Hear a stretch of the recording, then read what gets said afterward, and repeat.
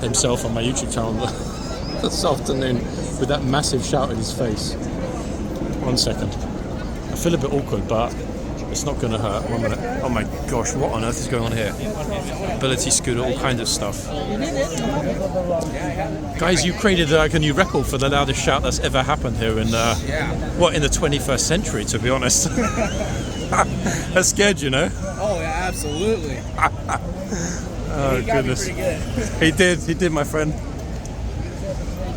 No, it was not intentional, folks. When his mum said I did it, what she meant is his mum was standing there saying, like, can you move a little bit closer for the picture? Because there's so many people here that if people are not moving reasonably close to the horse, you just can't get a shot like these girls in front of me. So that's exactly why his mum said, oh, you know, I told him to do it. She did. He was not, doing it for any sort of, social media clout or whatever. That was a genuinely innocent mistake. This trooper has probably got one of the loudest shouts though, full stop. So having caught that one at the other end, and we've only got 15 minutes left at this end. Get ready. He's... No, you don't want to move back! I told you. He's trying, he's being polite, he's being respectful, but if they're not listening and they're just standing like stupids, what's he going to do? Two options really, beheading or charging, ultimately. How's about that? The other interesting thing, I'll move back a bit, I don't want to get stuck in the crowd, guys, because the crowd is absolutely out of control today, it's mental. So what I'd like to do, 15 minutes, I think, just thinking about the changeover in all honesty, it's a tough one because both of these two troopers are really, really, really on it.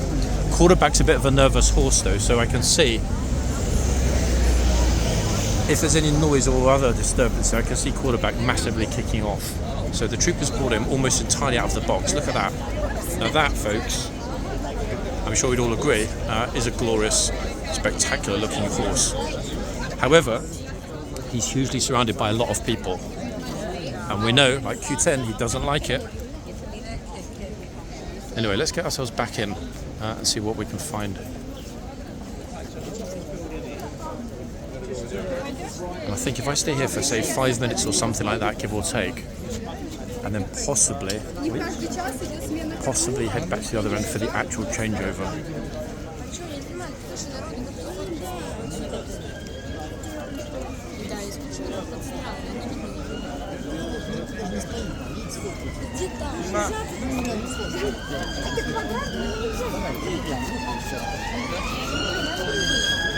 Let's hope nothing goes wrong here.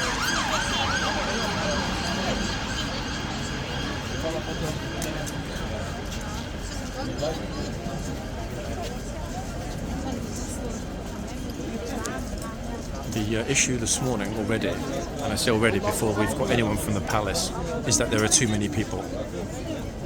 It's out of control already, folks.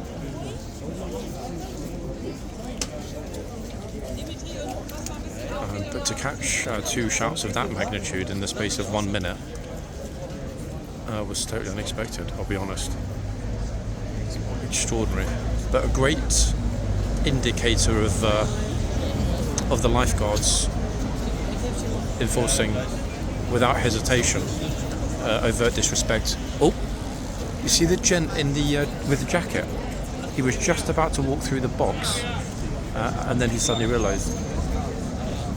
Oh, this is the lady that was next to me earlier, who I took a picture of. I'm thinking she probably didn't like my picture. It was probably rubbish, so she's got someone else to take another one.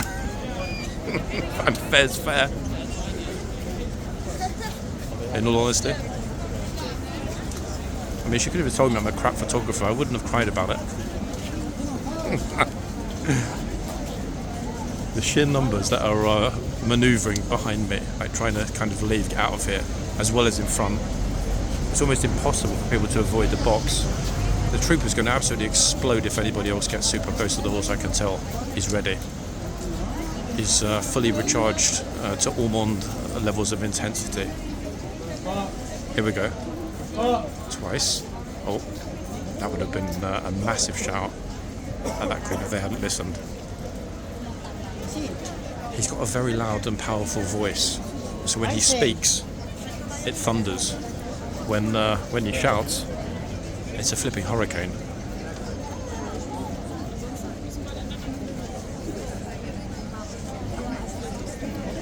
Must be careful of my hydration levels today as well. Something I neglected on Monday and regretted it when I got home. I was super thirsty. I drank a litre and a half of Evian in about 30 minutes.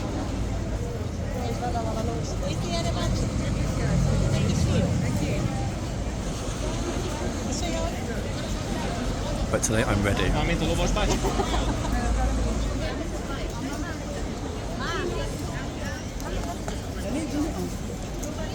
I'm looking behind me to see if the regular group has turned up, and I think we might have the first lucky punter here on my left in the white cap. Yes, that's right, folks. You know which group I'm talking about. Our lovely friends from China.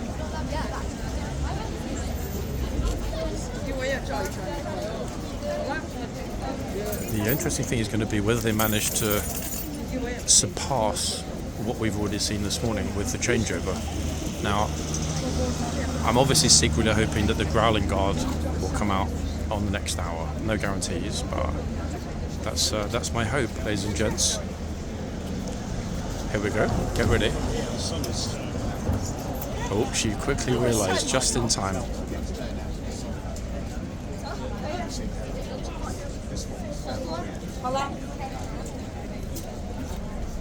One step further over and that would have been another explosion.